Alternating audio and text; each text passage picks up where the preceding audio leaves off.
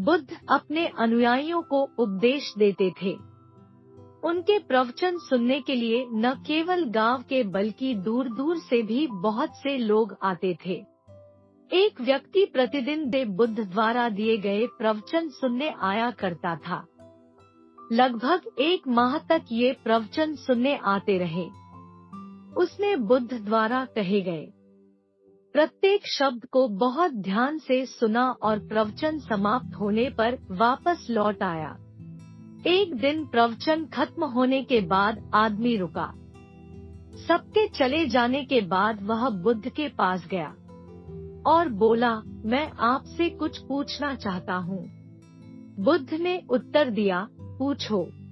मनुष्य ने कहा, मैं 1 महीने से प्रतिदिन आपका उपदेश बड़े ध्यान से सुन रहा हूँ।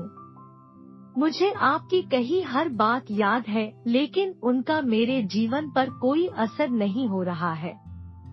मुझे आश्चर्य होने लगा है कि क्या कोई ऐसी चीज है जिसकी मुझ में कमी है। बुद्ध ने पूछा, तुम कहाँ रहते हो? आदमी ने उत्तर दिया, श्रावस्ती में पास का एक गांव। बुद्ध ने पूछा, तुम यहाँ कैसे आए? आदमी ने उत्तर दिया, कभी पैदल, कभी घोड़ा गाड़ी से, कभी बैलगाड़ी से। तब बुद्ध ने कहा, मुझे बताओ, क्या तुम अभी यहीं बैठे बैठे अपने घर वापस पहुँच पाओगे? आदमी ने उत्तर दिया, यह कैसे संभव है? मैं यहाँ बैठे बैठे अपने घर कैसे पहुँच सकता हूँ? मुझे वहाँ पहुँचने के लिए पैदल चलना होगा। अगर मैं पैदल न भी जाऊं तो भी वहां तक पहुंचने के लिए बैलगाड़ी या घोड़ा जैसे परिवहन के साधन की जरूरत पड़ेगी। बुद्ध ने कहा, सही है। मंजिल तक पहुंचने के लिए चलना ही पड़ता है, बिना चले मंजिल तक नहीं पहुंचा जा सकता। उसी तरह जीवन में बदलाव लाने के लिए इन शिक्षाओं का पालन करना होगा। ये शिक्षाएं सिर्फ सुनने से जीवन में प्रभावी नहीं होती। आपको भी उसी के अनुरूप आचरण करना होगा।